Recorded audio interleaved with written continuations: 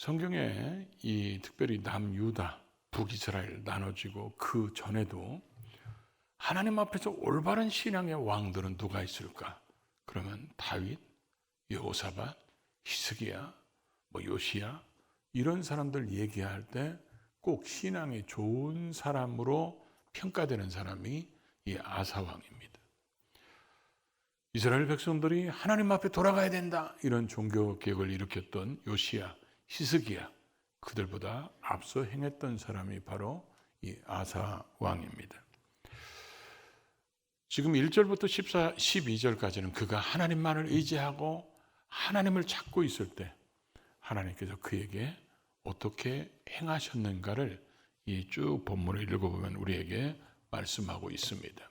오늘 이 아사를 보면서 우리를 볼 수 있는 그런 시간들이 될 수 있기를 주의 이름으로 축복합니다. 먼저 첫 번째로 우리는 이 아사를 통해서 여호와 보시기에 올바른 삶일 때 우리에게 하나님 주시는 형통, 하나님 주시는 평안함이 우리에게 다가오고 있음을 보여주고 있습니다.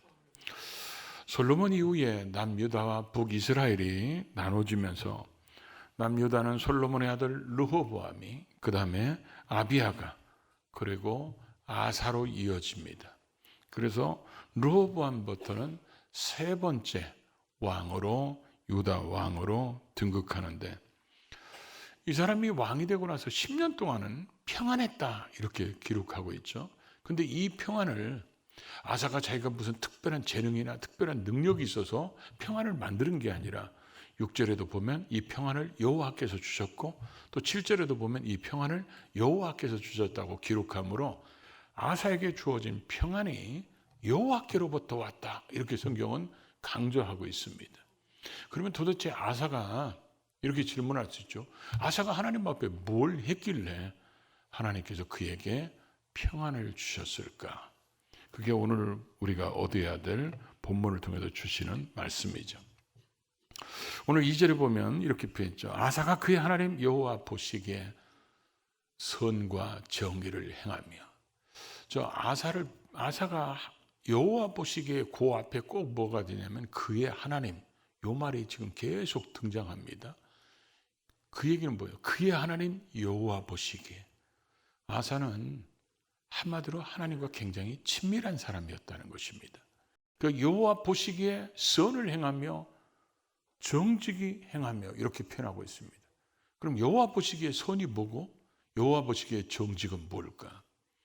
여기서 선이라는 것은 우리가 창세기 1장 2장을 보면 하나님께서 천지를 창조할 때 많이 쓰셨던 단어입니다. 하나님 보시기에 좋았더라. 이 토브라는 단어를 썼어요. 하나님 보시기에 좋았더라. 그러니까 지금 그의 하나님 여호와 보시기에 좋은 일이 뭘까? 지금 이 상황을 보면 여호와 보시기에 아주 나쁜 일이 벌어지고 있어요. 그게 뭡니까? 우상 숭배하는 겁니다. 그러니까 하나님 보시기에 좋아하려면 이 우상을 제거해야 되겠다. 정직히 행하는 것은 뭐냐? 정의로 행하는 것은 바로 바른 길을 의미하는 거예요. 하나님 보시기에 바른 길은 뭐냐? 하나님을 찾고 하나님의 명령대로 사는 것인데 지금 아사가 왕이 됐을 때는 현실은 그렇지 않았다는 거죠. 그래서 아사가 왕이 되고 나서 뭘 합니까? 그런 하나님을 섬김을 방해하는 모든 것들을 제거하기 시작합니다. 이방의 제단과 산당을 없애버리고 주상을 깨뜨려 버립니다. 성경에 개혁할 때마다 주상을 깨뜨리란 말이 자주 나오는데 왜냐하면 주상은 돌로 만든 것이기 때문에 그렇습니다. 돌로 우상을 만드는 것은 깨뜨려 버리고 아세라 목상은 나무로 되어 있으니까 찍어버리고 유다 모든 성읍들에 있는 산당과 태양상을 없애버렸다는 것입니다. 우리는 솔로몬의 말년을 성경에서 볼 수 있죠. 열왕기상 11장에 보면 솔로몬이 하나님이 주신 부귀와 영광 그런 걸 가지고 하나님을 사랑해야 될 솔로몬이 이방 여자를 사랑한 것 때문에 이방 여자들을 위해서 신전을 줘줍니다. 그리고 이 신전을 줘주고 자기도 그 신전에 가서 같이 우상을 섬기는 자가 됩니다. 그리고 나중에 후세의 이스라엘 백성들이 이 신전들을 많이 세워주죠. 솔로몬이 여자가 또 많지는 않았잖아요. 그러니까 이 여자들 때문에 세워진 신전들 때문에 이스라엘 백성들이 결국은 망했다. 그래서 솔로몬이 신전을 세워진 그 산의 이름을 뭐라고 그랬죠? 멸망산이라고 부릅니다. 솔로몬 때문에 그런 우상 숭배가 남아있고, 솔로몬 아들 르보암 때 남유다 북이스라엘 나눠지고, 북이스라엘은 본격적으로 우상에 치우쳐 살고, 남유다는 그나마 하나님을 조금 섬기는데 우상이 세력화돼서 내려오고, 거기에다가 아비야 그 다음에 아사까지 내려왔을 때 이 우상의 소리는 돌아가야 된다, 이 우상을 제거해야 된다, 이런 사람이 없었습니다. 어쩌면 성경에 보면 왕들 중에서 최초로 우리는 우상을 벗어버리고 여호와께 돌아가야 된다, 이런 운동을 했던 사람이 바로 아사 왕입니다. 그래서 아사 왕이 이런 우상들을 다 제거하고 이제는 그 조상의 하나님 여호와를 찾게 했다고 그랬어요. 이 찾게 했다는 말이 14, 15, 16장에 보면 이 아사와 관계된 말들 중에서 많이 등장하는 말이 뭐예요? 찾게 했다는 거예요. 여호와를 찾게 했다. 이 찾게 했다는 말이 원어의 의미가 뭐냐면 뒤따르게 하다, 쫓게 하다, 따라가게 하다. 이스라엘 백성들이 우상을 따라가고 우상을 뒤쫓고 우상을 추구하는 그들에게 우상을 다 깨트려버리고 이제 너희가 정말 쫓아야 될 것은 여호와 하나님이다. 그래서 그 하나님을 찾고 그 하나님을 따르고 그 하나님을 추구해야 된다. 그래서 이 우상을 다 버리고, 그래서 하나님 명령대로 살아야 되고 그 율법대로 살아야 된다, 이렇게 아사가 하니까 하나님께서 그의 삶에 평안을 주셨다는 것입니다. 하나님께서는 자기 말씀에 순종하고 하나님을 찾고 의지하는 자에게 하나님께서 평안을 주십니다. 그래서 이 10년 동안 평안이 주어졌을 때 때는 이때다, 먹고 마시고 놀자, 이런 게 아니고 이런 상황에서 국력을 강화합니다. 그래서 군인들을 키워서 국력을 키우고 국경을 정비하고, 그리고 그런 성읍들을 세우고 망대를 세우고, 그래서 이 평안한 시간에 놀고 먹고 마신 게 아니라 나라를 부강하게 만드는데 힘쓰는 모습을 보여주고 있죠. 그래서 결국 이 아사가 그렇게 하나님을 찾을 때 하나님이 주시는 그 평안이 이들 속에 넘쳤다는 거죠. 그러니까 우리도 하나님을 찾으면 우리도 하나님 주시는 평안을 누릴 수 있다, 그 얘기입니다. 근데 이 성경을 읽다 보면 하나님께서 나중에 될 일을 어떤 단어를 통해서 나중에 이런 일이 일어날 것이다 같은 뉘앙스를 풍기는 단어들을 가끔 쓸 때가 있어요. 우리는 구약 성경의 히브리어는 잘 모르지만 하나님이 함께 하시고 하나님이 지배하셔서 하나님의 백성들에게 주시는 진정한 평안, 평강을 히브리어로 뭐라고 그러죠? 샬롬이라고 그럽니다. 그러면 하나님께서 10년 동안 평안을 주셨으면 이 평안이 어떤 단어로 쓰여져야 돼요? 샬롬으로 쓰여져야 되는데 원어에 보면 샬롬이라고 안 써 있습니다. 이 샬롬은 대조되는 단어가 하나 있어요. 그 대조되는 단어가 바로 뭐냐면 샤케타라는 단어예요. 이 샤케타라는 단어는 평안인데 이 단어의 의미가 뭐냐면 일시적인 평안. 샬롬은 뭐요? 영원한 평안. 이 아사에게 10년 동안 평안해졌다, 이 단어를 샤케타를 쏘는으로 인해서 뭘 지금 뉘앙스를 풍기죠? 나중에 뒤에 가면 변질될 수 있다. 하나님이 주시는 평강을 보여 잃어버릴 수 있다. 그 뉘앙스를 풍기고 있다는 거죠. 오늘 그래서 이 아사를 보면서 우리가 좀 아쉬운 것은 그가 하나님 앞에서 오늘도 하나님 잘 섬겼으면 내일도 하나님 잘 섬기고, 그러죠?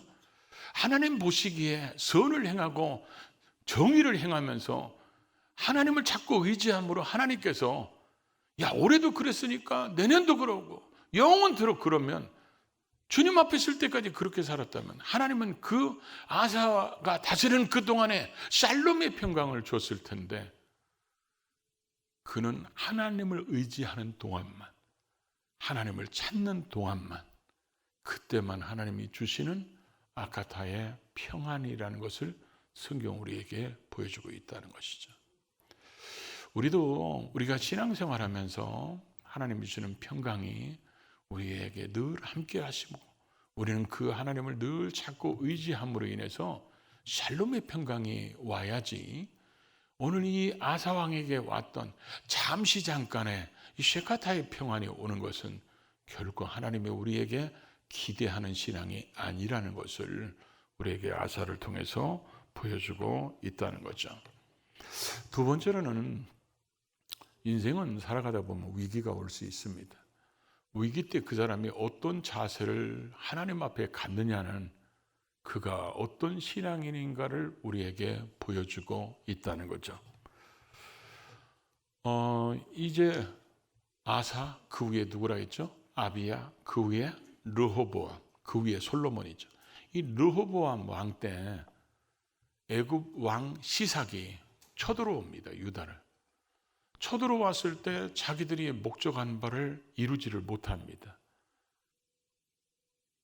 그가 죽고 나서 시삭이 죽고 나서 그의 아들이 오서르콘 1세인데 이 사람이 당시 애굽이 구스, 이디오피아죠. 이디오피아, 리비아 이런 나라들을 다 다스리고 있을 때 그때 이 구스 사람 세라를 주로 아마 이 군인들도 구스 사람인 것 같아요. 에디오피아 사람들. 이 사람들을 데리고 아버지가 완전하게 정복하지 못했던 유다를 정복하려고 100만 대군을 파송합니다. 그래가지고 100만 대군이 마레사 지역에 왔다는 얘기를 듣고 이제 그동안 평안할 때 군사력을 길렀다고 그랬잖아요. 유다 지파, 베냐민 지파 두 지파가 군사가 58만 명이라는 것은 결코 적은 숫자가 아닙니다. 지금 우리나라 군인들도 58만이 안 되잖아요. 이들이 이제 거기에 마주해서 싸우려고 나갑니다. 나갔을 때 이들이 진을 친 곳이 스바다 골짜기라고 성경은 기록하고 있는데 스바다의 골짜기에 가보니까 100만 명이 왔어요. 거기다 대고 또 뭐요? 병거가 300대나 가지고 왔습니다. 이 병거를 성경에서 이렇게 가끔 얘기하는 것을 보면 의미를 저는 이렇게 생각하면 편할 것 같아요. 만약에 예를 들어 58만 명이 소총만 가지고 있어. 100만 명도 소총만 가지고 왔어. 근데 이들 앞에 탱크가 300대가 있어. 그럼 전쟁하는 게 결코 쉽지 않을 겁니다. 그렇죠? 우리는 6.25 때 그런 전쟁을 봤잖아요. 그러다 보니까 이런 상황이 되면 야, 우리보다 2배나 넘는 저 사람들을 우리가 어떻게 공략할 것인가? 우리가 이길 수 있는 방법은 뭘까? 아마 그런 거 찾고 그런 거 몰두하고 그런 것 때문에 회의하고 그럴 텐데 아사는 여호와를 찾고 의지하는 사람이니까 이런 상황에서 뭐합니까? 기도합니다. 그래서 11절에 보면 또 나오죠. 아사가 그의 하나님 여호와께 부르짖죠. 그의 하나님이 또 나와요. 그리고 여호와께 부르짖습니다. 이 부르짖었다는 말의 의미가 뭘까요? 그래서 부르짖다는 말은 크게 두 가지 의미가 있어요. 하나는 목소리의 톤을 아주 높이는 겁니다. 그래서 목소리의 톤을 아주 높이는 톤의 수준이 얼만큼 높여야 그 목소리가 커지냐, 부르짖는 소리냐. 그래서 또 어떤 분이 이렇게 정의를 내리는 걸 봤어요. 남편이나 자식 때문에 엄마나 아내가 뚜껑이 열렸을 때 거기서 나오는 톤, 그게 부르짖는 소리라는 거예요. 이게 성경적인 표현으로는 울먹이면서 하나님 앞에 간절하게 그 목청껏 하나님을 찾을 때 쓰는 단어가 부르짖다잖아요. 지금 아사는 58만 명의 군대를 데리고 100만 명하고 대치하고 있으면서 가서 전략이나 방법을 먼저 찾는 게 아니라 하나님 앞에 부르짖어서 기도합니다. 그래서 우리는 성경에서 나오는 기도 내용들을 잘 봐야 돼요. 왜냐? 특별히 응답받은 기도는요, 여러분이 따로 써놓고 그 따라서 여러분의 기도도 거기 흉내내기 시작하면 응답받기 제일 좋은 기도문이 될 겁니다. 왜냐하면 그 기도를 하나님이 들으셨기 때문에 그렇습니다. 아사가 뭐라고 기도합니까? 하나님 앞에 기도하는데 아사의 기도 내용을 보면 힘이 강한 자와 약한 자 사이에 도와줄 분은 주밖에 없다는 거예요. 하나님밖에 없다는 겁니다. 100만 대군을 끌고 왔으니까 우리보다 2배나 많은 사람들을, 우리는 약한 우리들을 도울 수 있는 분은 하나님밖에 없다는 거예요. 그리고 우리는 하나님을 의지하고 하나님의 이름을 의탁해 가지고 우리가 나왔으니까, 우리가 이 무리를 치러 나왔으니까. 그러니까 왜 하나님은 우리를 도와줘야 되느냐? 저들은 힘 있는 자들이고 우리는 힘이 없고, 그 사이에서 도울 수 있는 분은 하나님밖에 없는데 우리는 하나님을 의지하고 나왔다는 거예요. 이 의지한다는 말의 그 원어를 보면 기대어 쉬다 이런 얘기입니다. 그러니까 사람은 뭔가 있을 때는 자꾸 기대고 싶어요. 어렵고 힘들 때. 그러니까 우리는 지금 이 상황에서 우리가 기댈 곳은, 그래서 우리에게 쉼을 줄 곳은 하나님밖에 없으니까 우리는 하나님 앞에 기댄다는 거예요. 그리고 여호와의 이름을 의탁한다는 말은, 지금 우리가 이곳에 나와서 전쟁하는 것은 하나님의 나라를, 주의 나라를 침범한 저들에게 여호와의 이름으로, 여호와의 성전으로 우리가 이 거룩한 전에 이 전쟁을, 저들을 치러 온 것은 여호와의 이름을 가지고 왔으니까 하나님께서 우리를 도와주셔야 되는데, 도울 수 있는 분은 하나님밖에 없고, 사람이, 연약한 유한한 사람이 전능하신 하나님을 이길 수 없음을 보여달라, 이렇게 기도합니다. 그랬더니 하나님께서 응답해 주셔서 이 100만 대군을 이길 수 있도록 하나님이 만들어 주셨다는 것입니다. 이런 그 아사왕을 보다가 뒤로 16장에 가보면 아쉬움이 남습니다. 아까도 단어 하나 얘기했죠. 셰카타라는 단어와 샬롬을. 뒤에 가면 16장에 가보면 북이스라엘 왕 바사가 쳐들어옵니다. 그럼 여러분 생각해 보십시오. 100만 대군과도 싸워서 이겼으니까 하나님 앞에 또 기도하면 하나님이 도와주실 거 아니에요. 그런데 아사가 기도하지 않습니다. 바사가 쳐들어오니까요, 성전 곳간에 있는 은금, 왕궁 곳간에 있는 은금을 가지고 아람왕 베나다에게 갖다 줍니다. 야, 우리 좀 도와줘라. 그래갖고 우리를 도와서 싸워달라. 그래갖고 사람을 의지합니다. 그래서 결국 바사가 쳐들어와서 자기가 성읍을 짓고 망대를 세우려는 거 이러고 중단됩니다. 하나님께서 그렇게 하나님을 의지하던 이 아사가 변질되니까 하나님이 선견자를 보냅니다. 선지자 같은 선견자, 미리 보는 사람이라서 선견자라고 표현하는데, 하나니라는 선견자를 보냅니다. 그래서 하나니가 와서 그럽니다. 왕이여, 100만 명이 쳐들어왔어도 하나님 앞에 기도하니까 하나님이 이기게 하셨는데 왜 북이스라엘이 쳐들어왔다고 하나님 앞에 기도해야지, 왜 성전에 있는 은금, 왕궁에 있는 은금을 갖다 주고 왜 사람을 의지합니까? 그랬더니 하나니라는 선지자를 보내서 하나님이 그렇게 말씀했으면 여러분 같으면 즉각 회개를 했을 거예요. 다윗 왕 보십시오. 우리아와 간음하고 그것을 숨기기 위해서, 아니 밧세바와 간음하고, 여러분은 뭔 얘기를 해도 다 찰떡까지 알아들으셔가지고 밧세바와 간음하고 그것을 숨기기 위해서 우리아를 교묘하게 살인했을 때 나단 선지자가 와가지고 범인이 당신이라고 지적할 때 다윗은 즉각적으로 회개하잖아요. 그런데 이 하나님 선지자가 와서 그렇게 책망했을 때 아사 왕이 내가 하나님을 제대로 의지하지 못했구나 이러면서 즉각 회개해야 되는데 열받아가지고 하나님의 선지자를 옥에 가둬버립니다.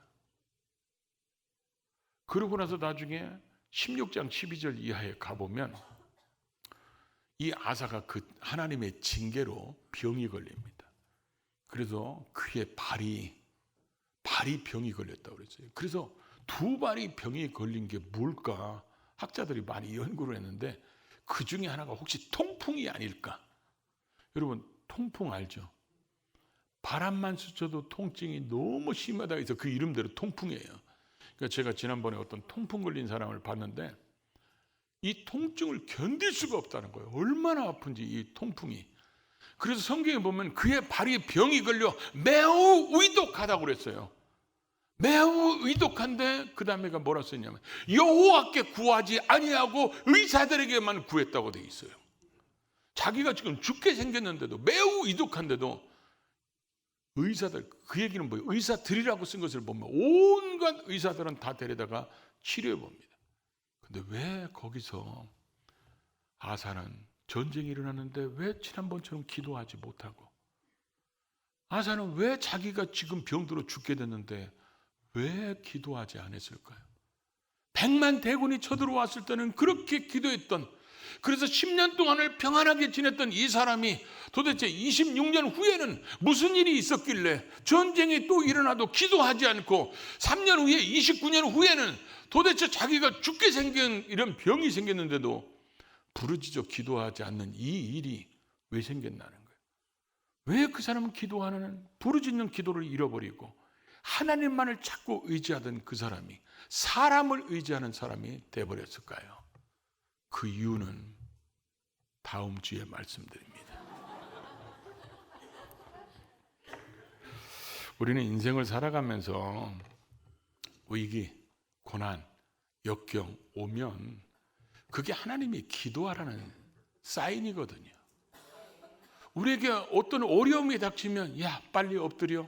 너 지금 나하고 멀어졌어. 너 나를 의지하지 않아. 그럼 우리는 그런 어려움, 역경이 오면 그걸 즉시 깨닫고 하나님 앞에 엎드려가지고 하나님 회개하고 하나님을 더 의지하고 하나님을 찾고, 그래서 멀어졌던 간격이 하나님과 동행하는 그런 신앙을 삼아야 되는데, 그러면 하나님께서 우리로 하여금 이기게 하시고 승리하게 하시고 기적을 베풀어 주시고 잃었던 것을 다시 회복하게 만들어 주신 위대한 능력을 베풀어 주신다는 거예요.